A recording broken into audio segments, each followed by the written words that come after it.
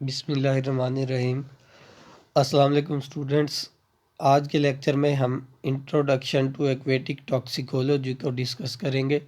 इस लेक्चर में हम ये जानेंगे कि एक्वेटिक टॉक्सिकोलॉजी है क्या और इसके अंदर क्या क्या बातें डिस्कस की जाती हैं, इसके अंदर क्या बातें हम स्टडी करते हैं। तो सबसे पहले स्टार्ट करते हैं डेफिनेशन से। एक्वेटिक टॉक्सिकोलॉजी के अंदर हम इंसान के बनाए हुए केमिकल्स, नेचुरल केमिकल्स या इंसान की बनाई हुई जितनी भी टॉक्सिक एजेंट्स हैं, बनाए हुए टॉक्सिक एजेंट्स जैसे कि स्प्रे वगैरह, पेस्टिसाइड्स वगैरह जो स्पेशली टॉक्सिसिटी के लिए बनाए जाते हैं, इन सारे केमिकल्स के अफेक्ट को स्टडी करना एक्वेटिक ऑर्गेनिज़म्स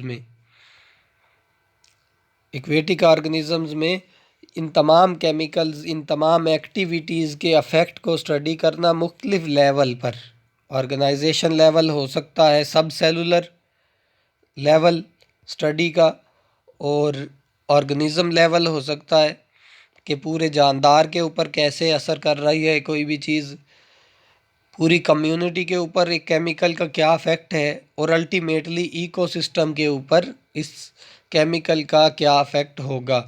तो यहाँ पर वर्ड यूज़ किया है एंथ्रोपोजेनिक। एंथ्रोपोजेनिक इंसान के बनाए हुए केमिकल्स या इंसान की एक्टिविटीज़ की वजह से जो अफेक्ट आएंगे वो एंथ्रोपोजेनिक अफेक्ट कहलाएंगे। तो जो अफेक्ट होते हैं वो दोनों तरह के हो सकते हैं, पॉजिटिव अफेक्ट भी हो सकते हैं, नेगेटिव अफेक्ट भी हो सकते हैं। नेचुरल कंडीशन से हटके कोई भी हो सकते हैं, पॉजिटिव या नेगेटिव। बहरहाल जो एक्वेटिक टॉक्सिकोलॉजी है वो फोकस करती है मेन नेगेटिव अफेक्ट पर, एडवर्स अफेक्ट पर फोकस किया जाएगा एक्वेटिक टॉक्सिकोलॉजी में। यानी कि जो बुरे असरात आ रहे हैं जानदार के ऊपर किसी केमिकल की वजह से या किसी एक्टिविटी की वजह से, उनको स्टडी किया जाएगा एक्वेटिक टॉक्सिकोलॉजी में।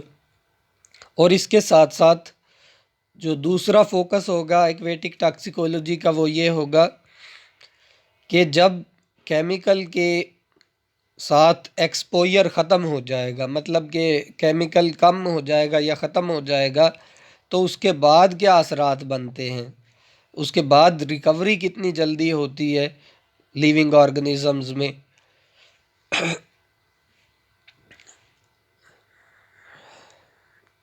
अब एडवर्स इफेक्ट कौन कौन सी तरह के हो सकते हैं वो देखते हैं। एडवर्स इफेक्ट हो सकते हैं शॉर्ट टर्म और लॉन्ग टर्म लेथेलिटी, जिसको हम मॉर्टेलिटी या सर्वाइवल के लफ्ज़ों में ज़ाहिर करते हैं। अगर एक केमिकल मिला कोई ऑर्गेनिज़म को, माहौल में जहरीला कोई केमिकल मिलता है, उसके ऊपर बुरे असरात होते हैं, तो उसके बाद वो केमिकल ख़त्म हो जाता है। तब केमिकल के ख़त्म होने के बाद कितने अरसे तक उसका असर रहता है बॉडी के ऊपर, वो लॉन्ग टर्म लिथैलिटी होगा। अगर थोड़ी देर के लिए असर रहता है, शॉर्ट टर्म लिथैलिटी कहलाएगा। या फिर पूरी ऑर्गेनिज़म्स, एक ही ऑर्गेनिज़म की पॉपुलेशन पर, एक स्पीशी की पॉपुलेशन पर कितने इंडिविजुअल्स पर असर करता है और कितने अरसे तक असर करता रहता है, ये सारी चीज़ें मैयर की जाएंगी। आगे टाइप्स पढ़ते हैं इसकी। सब लिथल अफेक्ट से मुराद ये है कि जानदार की डेथ नहीं होगी, मतलब कि ज़िंदा तो रहेगा वो, लेकिन उसके बिहेवियर में चेंज आएगा, ग्रोथ में, डेवलपमेंट में और रिप्रोडक्शन में भी चेंज आ सकता है। अपटेक और डिटॉक्सिफिकेशन एक्टिविटी में भी फ़र्क आएगा जब एक बार उसके ऊपर किसी केमिकल का असर होगा। तो टॉक्सिकोलॉजी के कोर्स के अंदर हम ये तमाम चीज़ें आगे डिटेल से पढ़ेंगे जैसे जैसे टॉपिक आते जाएंगे। ये एडवर्स इफेक्ट को देखते हैं कि सब ऑर्गेनिज़म लेवल पर कैसे है adverse effect.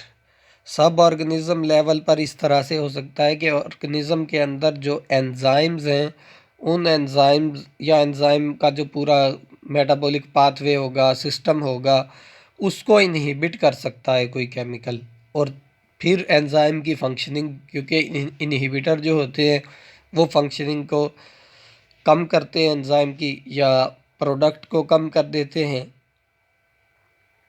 Eight supra organismal level, adverse effect include changes in species genotype and और फिनोटाइप। सुप्रा ऑर्गेनिज्म लेवल यानी कि ऑर्गेनिज्म लेवल से भी ऊपर का लेवल है जो, यानी कि पॉपुलेशन हो गई एक ही ऑर्गेनिज्म की, तो उसके अंदर जीनोटाइप फिनोटाइप पूरी पॉपुलेशन की चेंज हो सकती है। जैसे कि तादाद चेंज हो सकती है, इंडिविजुअल्स कम ज़्यादा हो सकते हैं। रिलेटिव अबंडेंस, किसी इलाके के अंदर उस केमिकल की वजह से तादाद दूसरे इलाके की निस्बत कम ज़्यादा हो सकती है। ज़्यादातर नेगेटिव अफेक्ट में कम ही होगी, पॉपुलेशन ज़्यादा नहीं होगी इसमें। Physiological conditions of species typically found in a given community type, किसी एक कम्युनिटी के अंदर उसकी जो फंक्शनिंग है वो भी चेंज हो जाएगी। फंक्शनिंग से मुराद आगे हम देखते हैं कि क्या है।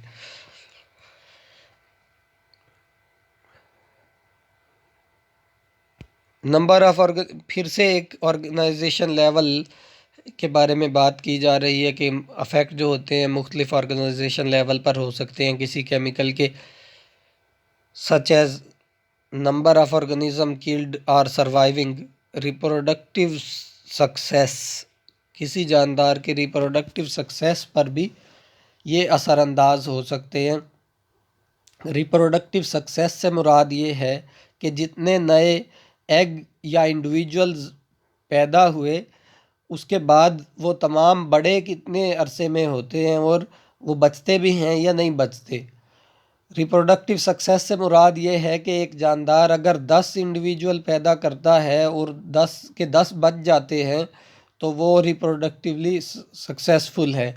लेकिन अगर एक जानदार 100 ऑफस्प्रिंग प्रोड्यूस करता है, 100 ऑफस्प्रिंग प्रोड्यूस करने के बावजूद उसके अंदर 10 ऑफस्प्रिंग भी नहीं बचते एडल्ट तक पहुंचने तक या रिप्रोडक्टिव एज तक पहुंचने में, पहले ही ख़त्म हो जाते हैं, तो फिर वो रिप्रोडक्टिवली सक्सेसफुल नहीं कहलाएगा जानदार। तो यहाँ पर अगर फ़िश की बात करें तो नंबर ऑफ़ एग प्रोडक्शन और हैचेबिलिटी अगर असरअंदाज होती है केमिकल से, यानी कि हज़ारों एग हैं उनमें से कुछ वैसे डेथ हो गई एग की, किल हो गए एग, और कुछ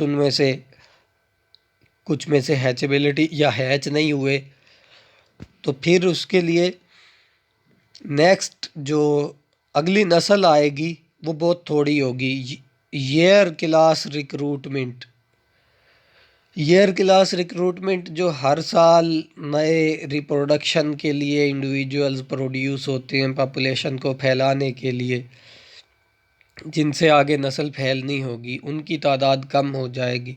होल बॉडी के ऊपर क्या इफेक्ट पड़ सकते हैं सुपरा ऑर्गेनिज्म लेवल तो पहले कह चुके हैं हम, लेकिन होल बॉडी एक इंडिविजुअल लेवल के ऊपर लेंथ वेट पर फ़र्क पड़ सकता है। जैसे अगर फ़िश की बात करें तो किसी भी केमिकल की मौजूदगी में उसकी बॉडी के ऊपर जो असर होगा, बॉडी की लेंथ या वेट कम ज़्यादा हो जाएगा।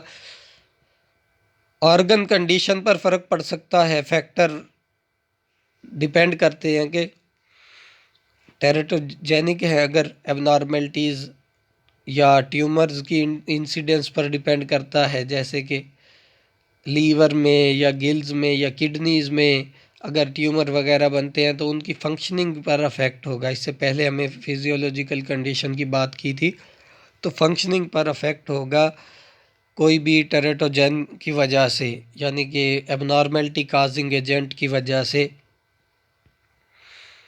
इंडक्शन और inhibition of enzyme activity and number and abundance of species in a ecological community, ये तमाम जो हैं अफेक्ट बताए गए हैं किसी भी जानदार के अंदर या इंडिविजुअल में। जो एक स्पीशी का इंडिविजुअल होगा उसके अंदर किसी एक केमिकल के इफेक्ट होंगे जो,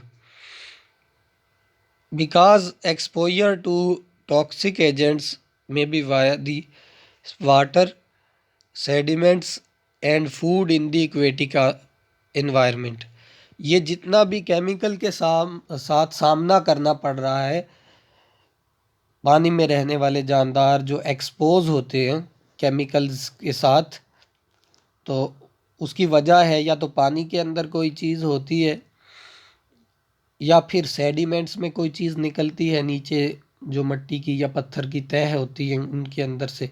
हम हर एक बात को इनमें से आगे नेक्स्ट टॉपिक के अंदर भी डिस्कस करते हैं एक्वेटिक इन्वायरमेंट वाले टॉपिक में। या फिर उस जानदार की खुराक है जो पानी के अंदर, उसमें कोई जहरीली चीज़ हो सकती है। इसके साथ साथ डिपेंड करता है क्वांटिटीज़ पर, किसी भी टॉक्सिक सब्सटेंस के जो अफेक्ट हैं उसकी क्वांटिटी पर डिपेंड करते हैं, कंसंट्रेशंस पर डिपेंड करते हैं। यानी कि कुछ चीज़ें ऐसी होती हैं जो नॉर्मल अमाउंट में इस्तेमाल करें तो बेशक वो टॉक्सिक नहीं होंगी, लेकिन उनको हाई डोज में यूज़ किया जाएगा तो वो टॉक्सिक भी हो सकती हैं। बायो अवेलेबिलिटी पर डिपेंड करता है। बायो अवेलेबिलिटी से मुराद ये है कि जो एनिमल्स हैं, पानी में मौजूद ऑर्गेनिजम्स हैं, वो उसको अपटेक कितना करते हैं जो केमिकल पानी के अंदर मिला हुआ है। अगर वो उसको अपटेक नहीं करते हैं तो फिर तो उनके ऊपर ज़्यादा असर नहीं होगा। यानी कि वो केमिकल, वो टॉक्सिक एजेंट लिविंग थिंग्स के लिए अवेलेबल कितना है, अवेलेबल फार्म में मौजूद है भी या किसी और फार्म में है जिस फार्म में वो लिविंग थिंग को नुकसान भी नहीं देगा। Thus, the study of sources, transport, distribution, inorganic, organic transformation, and ultimate fate of toxic agents in the aquatic environment is a vital component of aquatic toxicology. तो एक्वेटिक टॉक्सिकोलॉजी के अंदर ये बात भी अहम है कि कोई जहरीली चीज़ या कोई भी चीज़ ट्रांसपोर्ट हो रही है पानी में, डिस्ट्रीब्यूट किस तरह से हो रही है, क्या ऐसे ज़राए हैं जो कि केमिकल्स को पानी के अंदर शामिल कर रहे हैं, और अंदर आकर उन केमिकल्स के रिएक्शन क्या हैं, इनऑर्गेनिक ऑर्गेनिक ट्रांसफॉर्मेशन कैसे हो रही है, वो भी डिपेंड करता है ऑर्गेनिज्म पर असर करने में। इसके बाद जो अल्टीमेट फेट होता है, यानी कि वो टॉक्सिक एजेंट ऑर्गेनिजम्स पर कैसे अफेक्ट करता है, ये तमाम बातें एक्वेटिक टॉक्सिकोलॉजी के अंदर अहम हिस्सा हैं स्टडी के दौरान।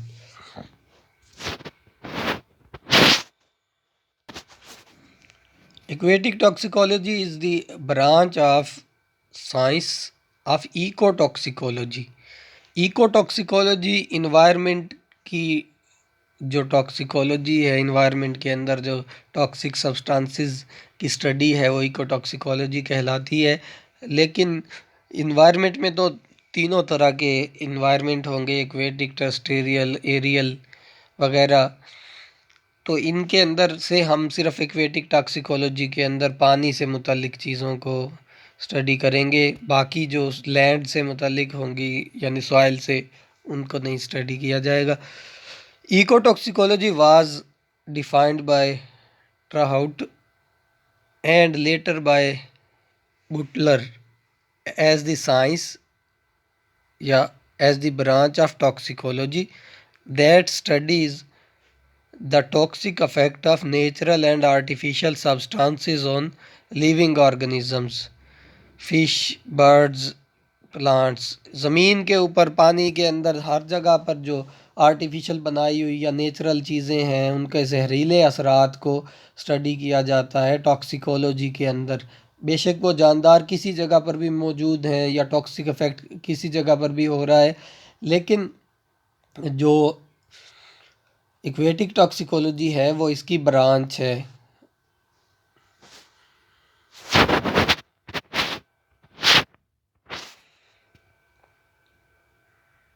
इकोटॉक्सिकोलॉजी is the young science compare to mammalian toxicology. Mammalian toxicology के अंदर सिर्फ मैमल्स को स्टडी किया जाता है, इस जो कि फार्माकोलॉजी से इवॉल्व हुई है। फार्माकोलॉजी के अंदर भी यही बातें स्टडी की जाती हैं कि ड्रग्स या केमिकल्स जो बॉडी की फंक्शनिंग को चेंज कर देते हों, उनके अफेक्ट को स्टडी किया जाएगा। ऑर्गेनिजम्स की बॉडी पर, और नए ड्रग्स बनाने के लिए भी इसमें कोशिश की जाएंगी, रिसर्च की जाएंगी। The differences between classical mammalian toxicology and eco toxicology are listed in table 1। तो इसके अंदर हम देखते हैं टेबल में क्या क्या बातें हैं जो डिफरेंशिएट करती हैं मैमेलियन टॉक्सिकोलॉजी को और एक्वेटिक टॉक्सिकोलॉजी को। सबसे पहले है ऑब्जेक्टिव। मैमेलियन टॉक्सिकोलॉजी का जो ऑब्जेक्टिव है वो ज़्यादातर मैमल्स स्पेशली ह्यूमन पर टॉक्सिक एजेंट, टॉक्सिक सब्सटेंसेस के इफ़ेक्ट को चेक करना है, एडवर्स इफ़ेक्ट्स को। और इकोटॉक्सिकोलॉजी का काम है ये हर एक पॉपुलेशन या कम्युनिटी के अंदर कोई भी जानदार है, कोई भी डाइवर्स स्पीशी है, उसको प्रोटेक्ट करना या उसके ऊपर जहरीली चीज़ों के असरात को स्टडी करना। तो इस तरह ये थोड़े डिफरेंस बताए गए हैं, आप इनको रीड करेंगे। क्योंकि पानी के अंदर और तरह के जानदार रहते हैं और ज़मीन पर तमाम की फिजियोलॉजी डिफरेंट है थोड़ी, तो इस वजह से उनके अंदर स्टडी भी डिफरेंट टाइप की होगी। तो कंपैरिजन आप इसको रीड कर लेंगे खुद से। टॉपिक की तरफ आते हैं, असल जो टॉपिक हम रीड कर रहे थे।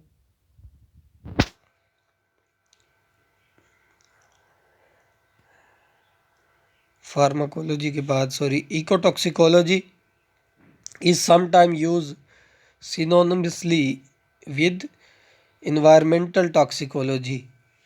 सेम वर्ड यूज़ कर लिया जाता है इन्वायरमेंटल टॉक्सिकोलॉजी के लिए या इकोटॉक्सिकोलॉजी के लिए,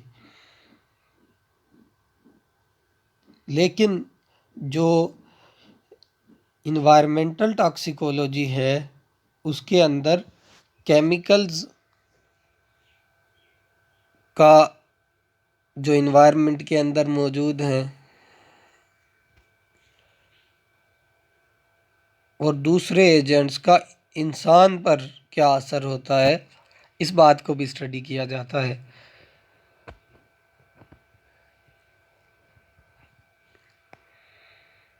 aquatic toxicology as a field of study borrowing freely from several other basic sciences। Aquatic toxicology जिसको हम कह रहे हैं कि अलग से साइंस है, अलग से एक फील्ड ऑफ स्टडी है, ये अकेले से तो नहीं चल सकती, मतलब इसका कोई अकेला नॉलेज नहीं होगा एक्वेटिक टॉक्सिकोलॉजी पर मबनी। एक्वेटिक टॉक्सिकोलॉजी को जो बेसिक कॉन्सेप्ट होते हैं वो बेसिक साइंसेस से ही लेने पड़ते हैं। यानी कि अगर हम कोई स्टडी कर रहे हैं किसी फ़िश के ऊपर किसी केमिकल का, तो हमें केमिस्ट्री भी आनी चाहिए उस टॉक्सिक सब्सटेंस की। हम जिस ऑर्गेनिज़म को स्टडी कर रहे हैं उसकी फिजियोलॉजी, उसकी एनाटमी और डिफरेंट जो बेसिक साइंस से मुतल्लिक चीज़ें होंगी वो तमाम बुनियादी बातें बोरो करनी पड़ेंगी बेसिक साइंसेस से। It is necessary to understand the chemical को स्टडी करना ज़रूरी है। हाइड्रोलाइसिस, ऑक्सीडेशन, फोटोलाइसिस, ये तमाम रिएक्शंस इन चीज़ों से मुतल्लिक। Physical structure, molecular structure, solubility, volatility और एब्जॉर्प्शन, ये तमाम फिज़िकल प्रॉपर्टीज़ जो केमिकल की थी, जो केमिकल एज अ टॉक्सिक काम कर रहा होगा उसके बारे में है। या फिर हमें बायोलॉजिकल अफेक्ट्स के बारे में भी पता होना चाहिए है कि बायोलॉजिकल अफेक्ट क्या होगा उस केमिकल का, यानी कि बायो ट्रांसफॉर्मेशन कैसे होगी उसकी। बायो ट्रांसफॉर्मेशन से मुराद यानी कि वो लिविंग थिंग्स के अंदर जाकर कैसे चेंज होगा एक फार्म से दूसरी फार्म में।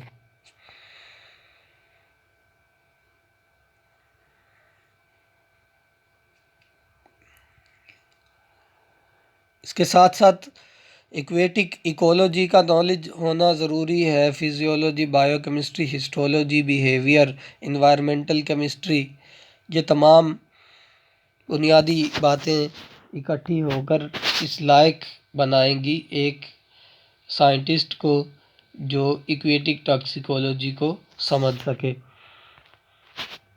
स्ट्रक्चर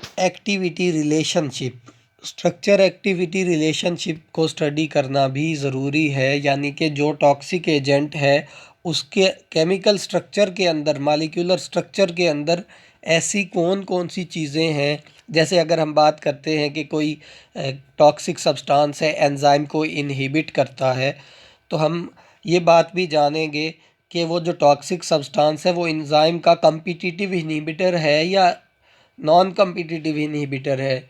तो कम्पिटिटिव इनहिबिटर जो होते हैं वो अक्सर बिल्कुल सेम स्ट्रक्चर रखते हैं, सबस्ट्रेट से मिलता जुलता स्ट्रक्चर रखते हैं। तो जो स्ट्रक्चर का रिलेशनशिप है अफेक्ट के साथ, स्ट्रक्चर एक्टिविटी रिलेशनशिप कहलाता है।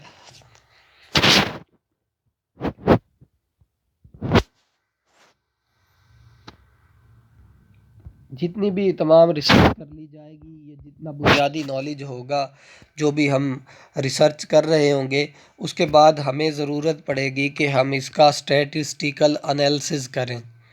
तो स्टैटिस्टिक्स आना भी ज़रूरी है। इसके लिए स्टैटिस्टिक्स के बाद हम कोई रिज़ल्ट निकाल सकेंगे कि वाकई किसी केमिकल का इफ़ेक्ट एक टॉक्सिक लेवल तक जा रहा है या हम वैसे ही किसी एक इंडिविजुअल को देखकर ये कह रहे हैं कि टॉक्सिक लेवल तक इफ़ेक्ट जा रहा है। तो सिग्निफिकेंस लेवल को फाइंड किया जाएगा इसके अंदर, केमिकल के सिग्निफिकेंस लेवल को। जब रिसर्च ऑर्गेनाइज़ की जा रही होगी तो उसके अंदर रेप्लिकेशंस का ख्याल रखना या उसके अंदर एरर्स को मिनिमाइज़ करने के लिए ख्याल रखना पड़ेगा। और एंड में जो रिज़ल्ट होगा वो तमाम स्टैटिस्टिकल डिज़ाइन को देखते हुए और जो एनालिसिस का मेथड लगाया जाएगा उस पर डिपेंड करता है रिज़ल्ट। तो ये इंट्रोडक्शन था, आज हमने जो ब्रीफ इंट्रोडक्शन टॉक्सिकोलॉजी के बारे में पढ़ा है। तो उम्मीद है इसकी आपको समझ आ गई होगी। नेक्स्ट लेक्चर में हम इक्वेटिक टॉक्सिकोलॉजी की एक शॉर्ट हिस्ट्री के बारे में पढ़ेंगे कि ये कैसे डिवेल्प हुई, कौन कौन से साइंटिस्ट इसके अंदर कंट्रीब्यूट कर चुके हैं, इसके फील्ड को ज़्यादा ब्रॉड करने के लिए नॉलेज को, या जितनी भी बुक्स या रिसर्चेज हुई हैं इसके ऊपर, वो तमाम नेक्स्ट टॉपिक के अंदर डिस्कस करेंगे। इससे पहले इस डायग्राम के अंदर आप देख सकते हैं कि जितने भी आप बेसिक बायोलॉजी से मुतल्लिक जितनी भी ब्रांचेस हैं उनका नॉलेज होगा, तब केमिस्ट्री से मुतल्लिक फिज़िकल और केमिकल और बायोलॉजिकल फैक्टर्स के बारे में, केमिकल के हमें तमाम बातें पता होंगी। ये तमाम बातें इकट्ठी होती जाएंगी, ऊपर की तरफ हम आ रहे हैं। लास्ट में एनालिसिस करने के बाद फिर दोबारा से केमिकल की मेजरमेंट की जाएगी, और ये सारा प्रोसेस होने के बाद हम ये कह सकते हैं कि हमने ये स्टडी की है जो एक्वेटिक ऑर्गेनिज़म्स के अंदर केमिकल से मुतल्लिक थी। यानी एक्वेटिक टॉक्सिकोलॉजी की स्टडी इस तरह से की जाएगी।